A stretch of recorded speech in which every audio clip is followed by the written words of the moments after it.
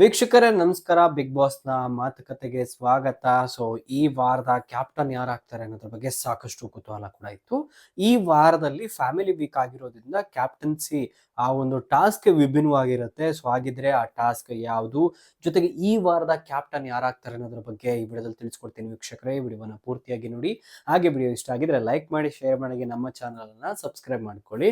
So ಈ ವಾರ complete ಆಗಿ ಫ್ಯಾಮಿಲಿ ವೀಕ್ ಆಗಿರೋದ್ರಿಂದ ಯಾವುದೇ ರೀತಿ ಚಟುವಟಿಕೆಗಳನ್ನ ಕೊಟ್ಟಿರೋದಿಲ್ಲ. ಸೊ ಅಲ್ಲಿರುವಂಥ ಕಂಟೆಸ್ಟೆಂಟ್ಗಳಿಗೆ ಸೊ ಅವರ ಪೇರೆಂಟ್ಸ್ಗಳು ಬರ್ತಾರೆ. ಸೊ ಅವರ ಇಷ್ಟದ ಪ್ರಕಾರ ಯಾವ ಕಂಟೆಸ್ಟೆಂಟ್ ಅವ್ರಿಗೆ ಫೇವರೇಟ್ ಆಗಿದ್ದಾರೋ ಸೊ ಅವರು ಕ್ಯಾಪ್ಟನ್ ರೇಸ್ಗೆ ಅವರ ಫೋಟೋವನ್ನ ಇಡಬೇಕು ಅಂತ ಕೂಡ ಹೇಳಿರ್ತಾರೆ ಬಿಗ್ ಬಾಸ್. ಸೊ ಇದೀಗ ಸೂರಜ್ ಹಾಗೆ ಅಶ್ವಿನಿ ಜೊತೆಗೆ ಗಿಲ್ಲಿ ಅವರು ಇನ್ನೂ ಒಂದೆರಡು ಸ್ಪರ್ಧೆಗಳ ಹೆಸರು ಕೂಡ ಬಂದಿರುವಂಥದ್ದು. ಬಟ್ ಈ ವಾರದ ಕ್ಯಾಪ್ಟನ್ ಅತಿ ಹೆಚ್ಚು ವೋಟ್ಗಳನ್ನ ಪಡೆದುಕೊಂಡು ಯಾರು ಈ ವಾರದ ಕ್ಯಾಪ್ಟನ್ ಆಗ್ತಾರೆ ಅವರು ಈ ವಾರದ ಕ್ಯಾಪ್ಟನ್ ಆಗುವಂಥದ್ದು.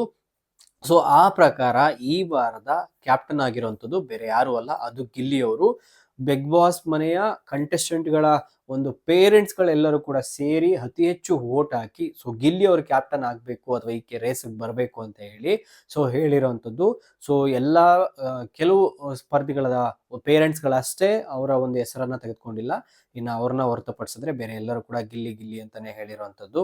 ಸೊ ಅಶ್ವಿನಿ ಅವರ ಪೇರೆಂಟ್ಸ್ ಆಗಿರ್ಬೋದು, ಇವರು ಯಾರು ರಕ್ಷಿತಾ ಶೆಟ್ಟಿ ಅವರ ಪೇರೆಂಟ್ಸ್ ಆಗಿರ್ಬೋದು, ಕಾವ್ಯ ಅವರದ್ದು ಪೇರೆಂಟ್ಸ್ ಆಗಿರ್ಬೋದು, ಸೊ ಇವರೆಲ್ಲರೂ ಕೂಡ ಸೊ ಗಿಲ್ಲಿ ಅವರು ಕ್ಯಾಪ್ಟನ್ ಆಗಬೇಕು ಅಂತ ಹೇಳಿರುವಂಥದ್ದು. ಸೊ ಅತಿ ಹೆಚ್ಚು ವೋಟ್ಗಳನ್ನ ಪಡೆದುಕೊಂಡು ಸೊ ಈ ವಾರದಲ್ಲಿ ಗಿಲ್ಲಿ ಅವರು ಕ್ಯಾಪ್ಟನ್ ಆಗಿದ್ದಾರೆ. ಸೊ ನಿಮಗೆ ಎಷ್ಟು ಖುಷಿ ಇದೆ ಗಿಲ್ಲಿ ಅವರು ಕೊನೆಗೂ ಕ್ಯಾಪ್ಟನ್ ಆಗಿರೋದು ಅನ್ನೋದನ್ನು ನಮ್ಮ ಕಮೆಂಟ್ ಬಾಕ್ಸ್ ಮೂಲಕ ತಿಳಿಸಿ.